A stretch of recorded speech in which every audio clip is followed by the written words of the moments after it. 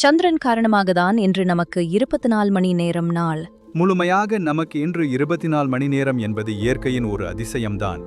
ஆனால் சந்திரன் உருவாகும் முன்பு பூமியின் ஒரு நாள் என்பது மொத்தம் 6 மணி நேரம் மட்டுமே இருந்தது என்பது ஒரு விஞ்ஞான உண்மை. ஏன் அப்போது நாள் 6 மணி நேரம் மட்டுமே இருந்தது? பூமி அப்போது மிகவும் வேகமாக சுழன்று கொண்டிருந்தது. அதனால் ஒரு முழு சுழற்சி, ஒரு நாள், முடிவடைய அதிக நேரம் எடுக்கவில்லை. சுமார் 6 மணி நேரமே ஆகும். சந்திரன் உருவான பின் என்ன நடந்தது? பூமியுடன் தியா என்ற ஒரு பெரிய விண்மீன் பொருள் மோதி சேர்ந்தது. அதன் விளைவாக உருவானதுதான் சந்திரன். சந்திரன் உருவானதும் அது பூமிக்கு அருகில் சுழலத் தொடங்கியது. சந்திரனின் ஈர்ப்பு சக்தி பூமியின் சுழற்சியை மெதுவாக்கத் தொடங்கியது.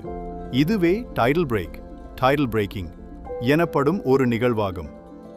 இப்போதும் பூமியின் சுழற்சி மெதுவாகிக் கொண்டே இருக்கிறது. இன்று ஒரு நாள் 24 மணி நேரம் இருக்கும் அளவுக்கு சந்திரன் அதன் தாக்கத்தை ஏற்படுத்தியுள்ளது. சுருக்கமாகச் சொன்னால், சந்திரன் உருவாவதற்கு முன் பூமி ஒரு நாளுக்கு 6 மணி நேரமே எடுத்தது.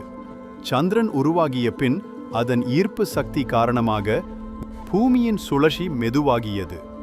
இதனால் இன்று நமக்கு 24 மணி நேரம் ஒரு நாளாக அமைந்துள்ளது.